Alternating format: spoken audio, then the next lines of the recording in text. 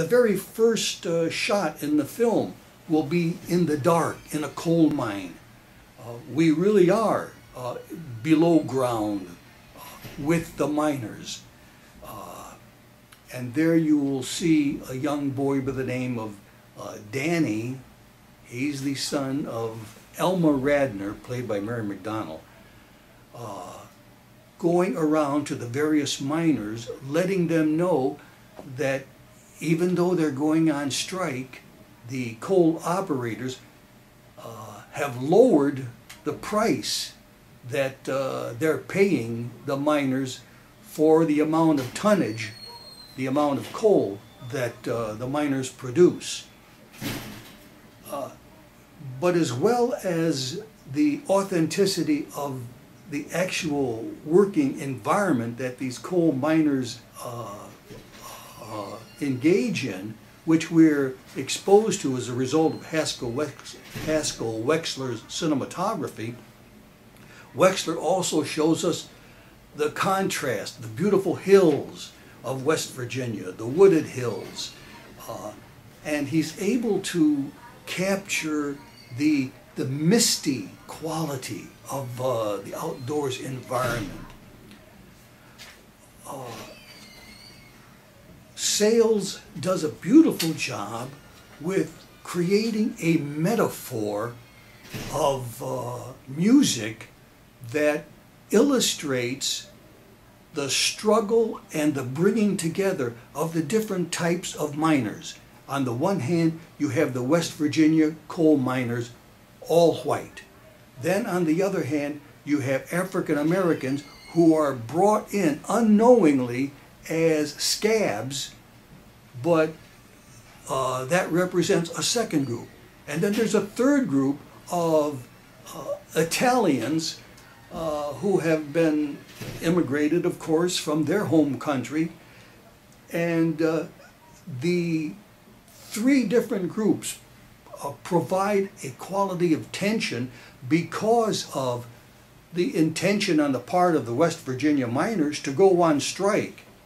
And the worst thing that can happen to a striker is to have his job taken over by what they call a scab.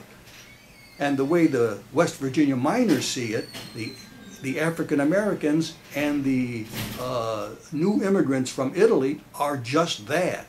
And so there's a great deal of antipathy among these three groups.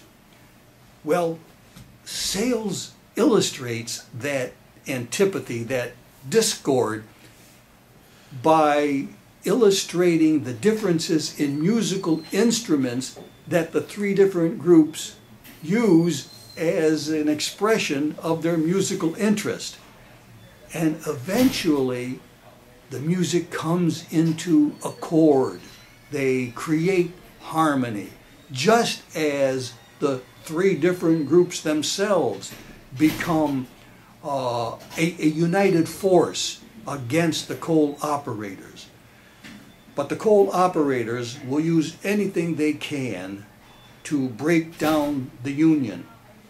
And Joe Kenahan, who is an outsider but is an organizer for unions, has come into Matewan realizing that the miners are attempting to create a union and they are going on strike, to teach them as best as he can that if they use violence against the coal operators, they'll be falling right into the laps of what the coal operators want, because then the coal operators can bring in the law enforcement agencies with their guns, and of course they vastly outnumber the striking miners.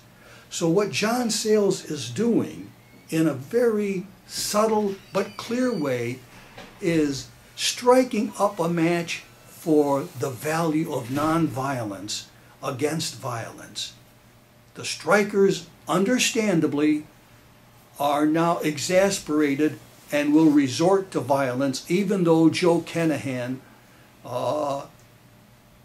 pleads with them against using violence.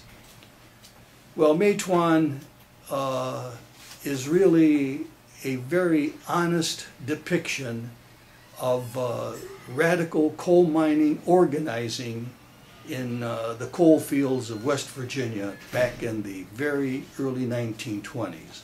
I hope you enjoy the presentation.